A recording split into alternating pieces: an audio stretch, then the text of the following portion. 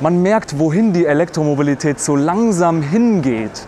Und zwar in eine Richtung der Mikromobilität und zwar vor allem im urbanen Bereich. Und da passt dann sowas ganz gut rein. Das ist der XEV. Es ist ein italienischer Hersteller. Das Fahrzeug wird allerdings gebaut in China vorerst, so wie ich das verstanden habe. Und das Teil kommt 150 Kilometer. Na, das muss man sich mal überlegen. Also das finde ich schon richtig cool. Also 150 Kilometer für so ein kleines Fahrzeug finde ich vollkommen in Ordnung. Solch ein Fahrzeug kann man natürlich bei sich daheim aufladen mit einer Ladeleistung von 2,5 Kilowatt. Und das finde ich auch noch in Ordnung. Das heißt, bei einer 10,3 Kilowattstunden großen Batterie, da habt ihr das Auto in ja, circa 5 Stunden bis 6 vielleicht im schlimmsten Falle vollgeladen. Und das finde ich vollkommen vertretbar. Und ich würde mal sagen, bei so einem Auto, das ist so ein bisschen Zoe-mäßig, nicht Zoe-mäßig, Entschuldigung, Twizy-mäßig, wie der Renault Twizy ein bisschen. So sieht auch die Seite ein bisschen aus, finde ich. Und den schauen wir uns doch mal innen an. Kommt mit.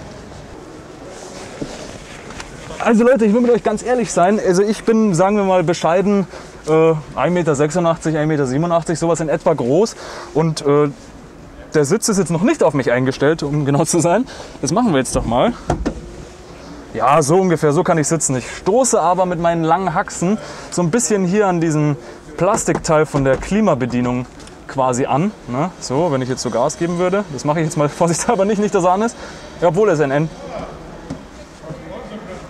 Naja, auf jeden Fall muss man bedenken, dafür, dass es ein Renault Twizy-mäßiges Auto ist, haben wir eine Mittelkonsole mit Fenster runter und Fenster hoch. Na, ich mach's nochmal. Das heißt automatische Fensterheber. Hey, wie cool ist das denn? Warnblinker hier, der Gangwahlhebel in der Mitte, der aber ein bisschen, naja, locker ist. Ist irgendwie alles so ein bisschen locker, finde ich. Aber naja. Und ja gut, okay, was erwarten wir? Wir sitzen ja nicht in einem Porsche. Aber der Vorteil bei so einem Fahrzeug für die Innenstadt zum Beispiel ist, wir haben sogar hier so eine Multimedia-Konsole, also ein Multimedia-Bildschirm. Wir sehen hier die Gangwahlstellung, km/h, Ladestandsanzeige, Restkilometer. Hier steht sogar 140 Kilometer Rest noch bei 90%. Ja, kommt hin, 150 Kilometer. Finde ich realistisch für so ein Fahrzeug. Und wir haben hier eine Navigation sogar und das ist Google Maps. Wie cool ist das denn? Und schaut mal, selbst hier, wie das funktioniert. Das funktioniert, ich mache keine Witze, fast besser teilweise, wie in manch teuren, also richtig teuren Autos. Ne?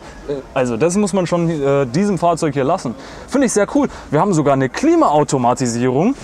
Also, da bin ich noch auf den Preis gespannt, würde ich mal sagen. Ne? Also ich finde den XEV Jojo ziemlich cool eigentlich.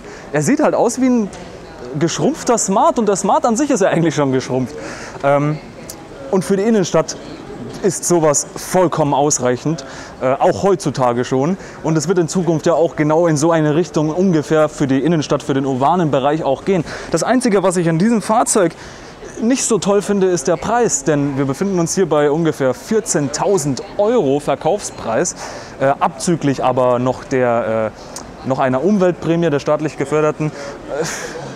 Dann sind wir immer noch bei vielleicht, wenn wir mal im besten Falle sind, so bei ca. 10.000 € für ein, naja, also da kriegen wir schon fast einen Dacia Spring für, ne? Also und Dacia Spring kommt über 200 Kilometer weit. Aber man hat den Vorteil nicht, dass dieses Fahrzeug hier ultra klein ist. Aber für welchen Preis?